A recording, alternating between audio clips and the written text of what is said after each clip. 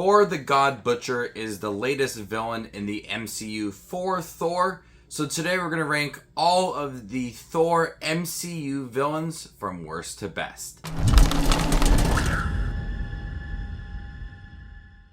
Hey everybody, my name's Justin and I try to watch everything that hits theaters and on streaming services. If you guys are like me, make sure to hit that subscribe button down below for more content. Christian Bale is in the latest Thor film, Thor Love and Thunder, directed by Taika Waititi, and he plays Gore the God Butcher. He is the 7th villain in the MCU in just the 4 Thor films. So we're going to rank all of the villains from worst to best. Leave your ranking down below. How would you rank all of the Thor MCU villains from worst to best? Coming in last place is the Destroyer. The Destroyer was introduced in the first Thor film. It's an Asgardian suit of armor animated by magic. In the final act of the film, it's sent down to Earth to destroy Thor. It serves as a setup for our finale of the film with Loki. I think the design is pretty cool and there's some good action scenes with that and really does test Thor, but with its purpose of just setting up the finale of the film, it really doesn't do much,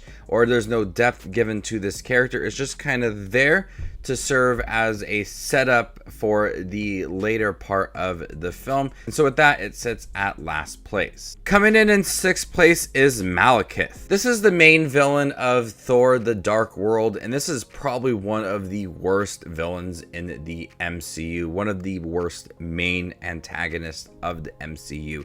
This is a very hollow character. Malekith's actions and what he wants to achieve are completely average, and with so many villains now having good backstory and you're starting to side with some of them, when you look at this villain, there's really nothing interesting about this villain. The designs look cool, it's kind of creepy at times, but that is really about it when it comes to the character and what I like. Leader of the Dark Elves and is just a one-dimensional character. There's no depth given to the character, there's no likable moments for Malekith, he's just there, flat as can be in a film that's easily one of the worst in the MCU. It looks good, but Malekith, it is not rounded out nicely in this film.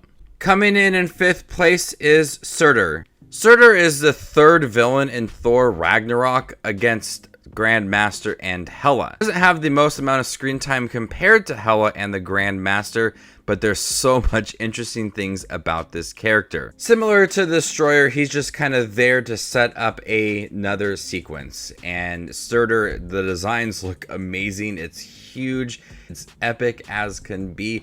There is some good sequences in the beginning of the film with Thor, so it sets up that villain very nicely. Taika Waititi adds that humor to this villain that easily could be in last place, similar to the Destroyer, just to set up for the grand finale of the film. But Surtur is much different than that, with some humor in the beginning and his designs and what he can accomplish. It's amazing. It's epic as can be just for its brief appearance. Coming in 4th place is the Grandmaster. Jeff Goldblum gives an electric performance. I like the designs for this character. It's quite simple, but definitely does work. He forces his prisoners with jobs, as he calls them, to fight in combat. And that's where we have Thor fight off against the Hulk, which is just epic in its own way.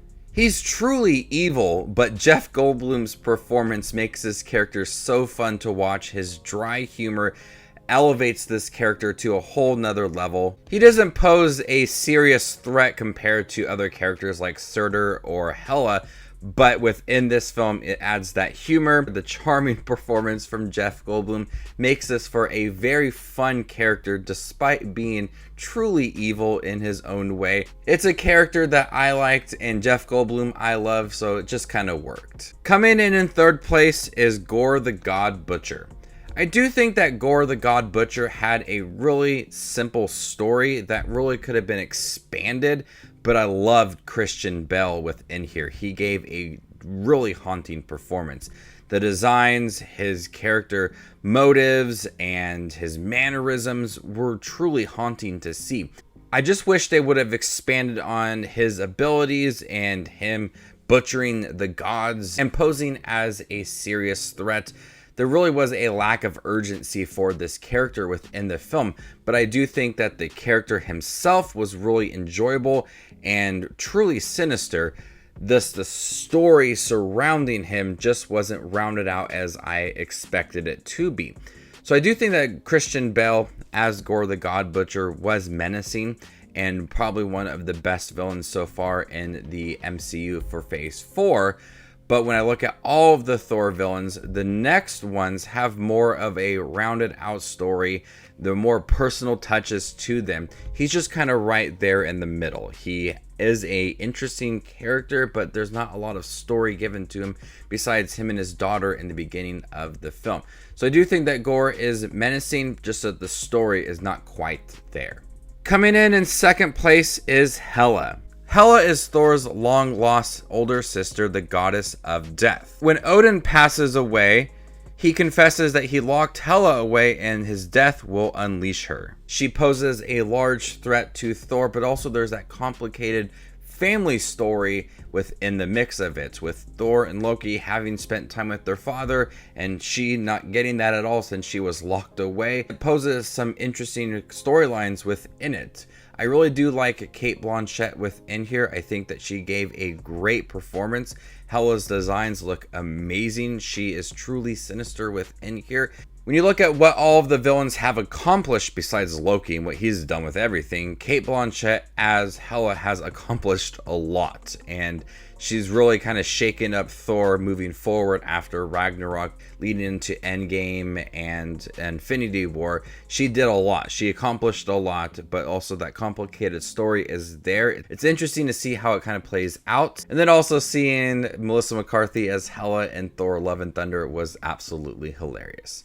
But coming in first place is Loki. Loki's been a villain not only to Thor, but to the Avengers as well. But we're only looking at him as the villain to Thor. So that first Thor film.